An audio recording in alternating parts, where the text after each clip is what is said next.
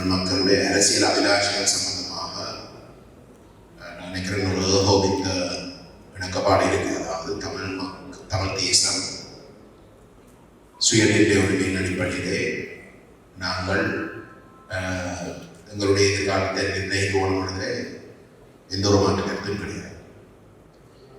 அந்த சுயநிர்ணய உரிமை என்கின்ற உரிமையை அனுபவிக்கின்ற நடைமுறைகள் சம்பந்தமாகத்தான் நினைக்கிறேன் இன்றைக்கு விவாதித்துக் கொண்டிருக்கின்றோம். வீரன் சுவாமிகள் அவர்களும் சிவாஜி அண்ணன் அவர்களும் கூறுகின்ற விடயம், நாங்கள் சிங்கள தேசம் இதுவரைக்கும் எங்களுடைய நாங்கள் நாட்டை பிரிக்காமல் எடுக்கிற அத்தனை முயற்சிகளும் அது நிராகரித்திருக்கின்ற ஒரு நிலையிலே அதை பற்றி நாங்கள் பேசி பிரியோசனம் நிகாந்தரன் அவருடைய கருத்துக்களில் அந்த விடயத்தை மிக தெளிவாக கொண்டு வந்தது. அதாவது இலங்கையுடைய நாடாளுமன்றத்துக்குள்ளே எங்களுக்கு வழி இல்லை. சிங்கள தேசம் அந்த எங்களுடைய அபிலாஷைகளை அங்கே இருக்கிறதுக்கு தயாரே இல்லை. அப்போ அந்த இடத்துல நாங்கள் ஒரு பொது வாக்கெடுப்பு, அதாவது ஒரு பொது வாக்கெடுப்பு சொல்றது என்ன பொறுத்தவரை தவறு. நாங்கள் சுயநிர்ணய உரிமையை அனுபவிக்கிறதுக்குரிய ஒரு சர்வஜன வாக்கெடுப்பு, தமிழ் தேசத்துக்குரிய ஒரு சர்வஜன வாக்கெடுப்பு தீர்மானிக்கிறதுக்கு, நாங்கள் பிரிக்கிறதுக்கு தீர்மானிக்கிறதுக்குரிய வாக்கெடுப்பு தான் எங்களுக்கு ஓணம் தான் உள்ள கருத்தாக. இந்த கருத்தை 77 நாங்கள் அந்த பொது வாக்கெடுப்பை வைத்து தமிழ் மக்கள் ஏகோபித்த அளவுக்கு எங்களுடைய தீர்வு தமிழீழ மண்ட ஆணையை வழங்குகிறது. அந்த ஆணையின் பிரகாரம் எங்களுடைய இனம் ஆயுதம் வேண்டி போராட்டம்.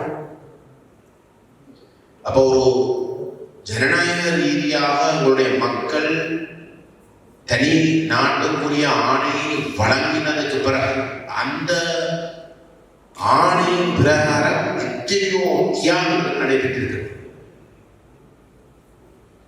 அப்ப அந்த ஆணையை தான் நாங்கள் அடைய போகிறோம் என்றால் திரும்ப நாங்கள் அதை கேள்விப்படுத்த வேண்டிய தேவை இல்லை என்றுதான் என்னுடைய கருத்து. அந்த ஆணை இருக்கு. அந்த ஆணையை நாங்கள் அனுபவிக்கிறதுக்கு நாங்கள் எத்தனையோ தலைமுறைகள் செயல்பட்டு அதான தியாகங்கள் செய்திருக்கு. அதுல எந்த விதமான மாற்றம் இல்லை. அது எங்களுடைய இந்திய குடி. அதை கேள்விக்கு உட்படுத்துறதுக்கு எதுவுமே நடக்கல. ஒற்றையாட்சியா கேட்ட இடத்துல எங்களுக்கு தனி தமிழக மண்ட ஆணை அன்னைக்கு கொடுத்த நிலைக்கு கூட இன்னைக்கு ஒரு இனானிப்புக்கே நாங்கள் முழுமையாக உள்ளாக்கப்பட்டிருக்கிறோம். அந்த 77 நம்முடைய மக்கள் வழங்கின ஆணை இன்னைக்கு அதுக்கு கூட கடமடங்காக கடமையாக இருக்கிறதே தவிர பலவீனப்பட்ட போது இல்லை. அதை கேள்வி கூட்டப்படுத்த வேண்டிய தேவையே ஏன் நாங்கள் அதை கேள்வி உட்படுத்த வேண்டும் அப்படின்னா 77 கொடுத்த ஆணை தவறா? 77 எங்களுடைய மக்கள்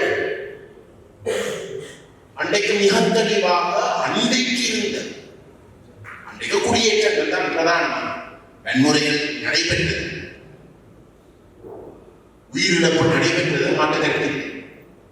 ஆனால் எங்களுடைய தேசம் கட்டமைப்பு சார்ந்த ரீதியாக அழிக்கப்படுவதை கண்டு அந்த தேசத்தை நாங்கள் காப்பாற்றுவதாக இருந்தால் நாங்களோட தனிநாடு உருவாக்குறது மூலமாக மட்டும்தான் அதை செய்யலாம் நாங்கள் சொல்லியிருக்கோம். அதனால் ஒரு மாற்றம் இன்றைக்கு அதுக்கு முறை தீர்மானத்துக்கு மேலாக நாங்கள் அழைக்கப்படுகிறோம். அந்த ஆணையை கேள்விக்கு உட்படுத்த வேண்டிய ஒரு தேவை. அதான் எங்களுடைய அதை நடைமுறைப்படுத்த அதை எப்படி நீங்கள் அடைய போறீங்க? அதை பற்றி மட்டும் நீங்கள் செய்யும் தமிழக விடுதலை இயக்கம் அந்த ஆணையை நடைமுறைப்படுத்துவதற்கு ஆயுதம் ஏந்தி போராட்டம். நான் அந்த ஆணையை கேள்விக்கு உட்படுத்துறதுக்கு தயாரி. எனக்கு அந்த ஆணை இன்றைக்கு மிக பெறமான அது பலவீனம் இல்லாட்டி அதில் ஏதோ தவறு என்றால் மட்டும்தான் நாங்கள் அதை கேள்விப்படுத்துவோம். என்னை பொறுத்தவரையிலே அதை நடைமுறைப்படுத்துறதை பற்றி நாங்கள் உண்மையிலே இங்கே பேசி யோசனை இல்லை. தனி தமிழில் மட்டும்தான் எங்களுடைய முடிவாக இருக்க போதுன்னா நீங்க பேசி யோசனை நாங்கள் அதை நடைமுறைப்படுத்துறதை பற்றி மட்டும் தான் பார்க்கணும். ஆனால் நாங்கள் அதை ஏதோ ஒரு வகையில திரும்ப நாங்கள் எங்களுடைய மக்களிட பூர்வமாக இருக்கலாம். தனித்தமிழகம் கண்ட விஷயத்தை மீள்பரிசீலனை செய்கிறது. என்னன்னா ஒற்றையாட்சியா தமிழகம் வாழ்ந்தது தமிழகம் அது தனி. அதுல எந்த விதமான மாற்று கருத்தும் இருக்க முடியாது. ஆனால் நாங்கள் அதை திரும்ப நாங்கள் மக்களிட பூர்வமாக இருந்தால், என்னை பொறுத்தவரையிலே நாங்கள் போறதாக இருந்தால் அது போறது தமிழ் தேசத்துடைய அரசியல் அபிலாஷங்களை பூர்த்தி செய்யக்கூடிய ஒரு நிலைமை உருவாகி நாட்டை பிரிக்காமல் உருவாகிற இடத்துல மட்டும்தான் நாங்கள் திரும்பவும் வந்து அதை தமிழகத்துக்கு கிடைச்ச ஆணையை மீள்பரிசீலனை செய்வதற்கு நாங்கள் அந்த மக்களை திரும்பி போவோம். இல்லாட்டி எந்த ஒரு தேவையும் இல்லை, எந்த ஒரு தேவையும் இல்லை. ஆனால் இன்றைக்கு எல்லாரும் சொன்னதை போல இன்றைக்கும் தமிழ் மக்கள் தனி தமிழினம் என்ற அந்த முடிவுல உருக்கமாக அதோட மட்டும் இருக்கிறது இல்லை. உங்களோட அரசியல் அவகாசனை இன்றைக்கு கூட சிங்களவர்களோடு சேர்ந்து அவர்களுக்கு வந்து அந்த நாட்டை பிரிக்காமல் நாங்கள் சேர்ந்து வாழ்வதற்கு வந்து நாங்கள் இன்றைக்கு ஒரு கடைசி சந்தர்ப்பமாக நாங்கள் ஒரு முயற்சியை செய்கிறோம். இதையும் நீங்கள் நிராகரித்தீர்களாக இருந்தால் நாங்கள் எங்களுடைய அந்த எடுத்த முடிவுகளை முடிவாகத்தான் இருக்கும் என்றதைத்தான் நாங்கள் சொல்லுவோம். நாங்கள் அதை கேள்விக்கு உட்படுத்துற வகையிலே தயவு செய்து நாங்கள் செயல்படக்கூடாது என்னுடைய தாழ்மையான. ஆனால் ஒரு பொதுவாக்கற்குள்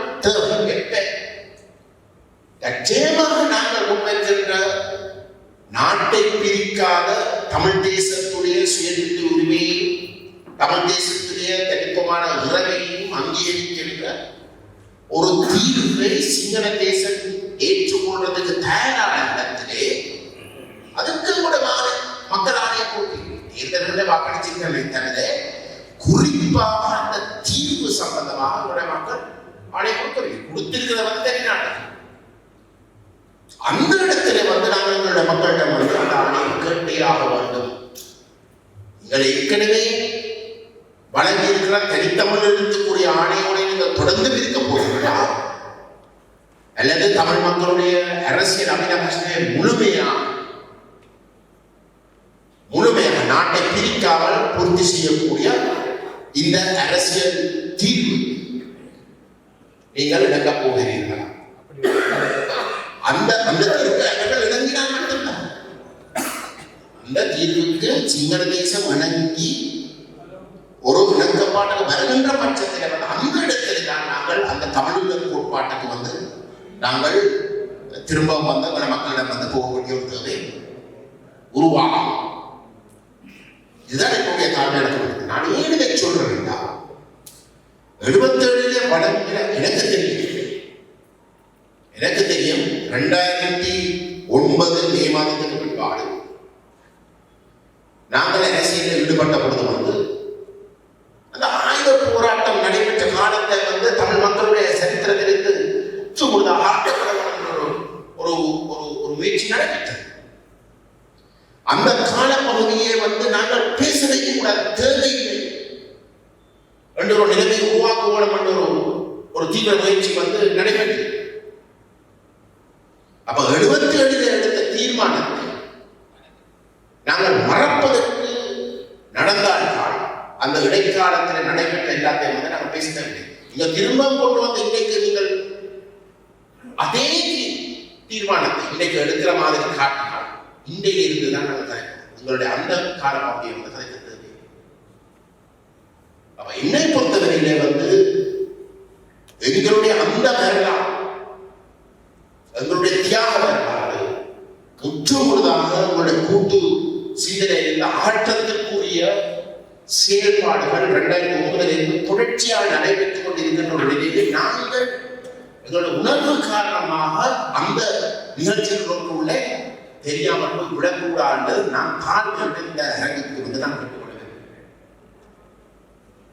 அது அவருடைய வரலாறு, அந்த வரலாறு இன்றைக்கு உயிரோடு இருக்கின்றது. அந்த ஆணை இன்றைக்கு உயிரோடு இருக்கின்றது. எங்களை அழித்தீர்களே தவிர அந்த ஆணையை நீங்கள் படிக்கவில்லை. தயவு செய்து நாங்கள் இதை ஆழமாக சிந்திப்போம்.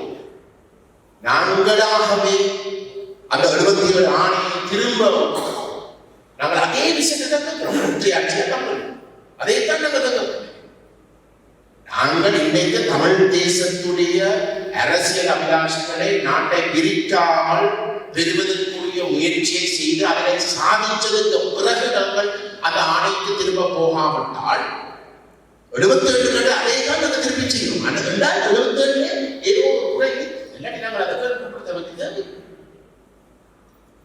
நாங்களாகவே எங்களுடைய அந்த மிக முக்கியமான தியாக வரலாற்றை நாங்கள் அளிக்கிறதுக்கு துணை போகலாகத்தான் இருக்கும். என்னுடைய தலைமையான வேண்டுகோள், நீங்கள் தயவு செய்து ஆழமாக சிந்திக்கவும். பொது வாக்கெடுப்பு என்ற விஷயத்துக்கு நாங்கள் உடனாக இருக்க முடியாது. அதனுடைய மக்களுடைய உரிமை, எங்களுடைய மக்களுடைய ஆணையை நாங்கள் ஒரு நாள் அவர்களுடைய அனுமதி இல்லாமல் மாற்ற முடியும். அதை இதுவாக நாளைக்கு சில வழியில சமஸ்திக்கு இடங்கி போட்டு வந்த ஒரு பேச்சு என்று சொன்னாலும் அதை முடிவாக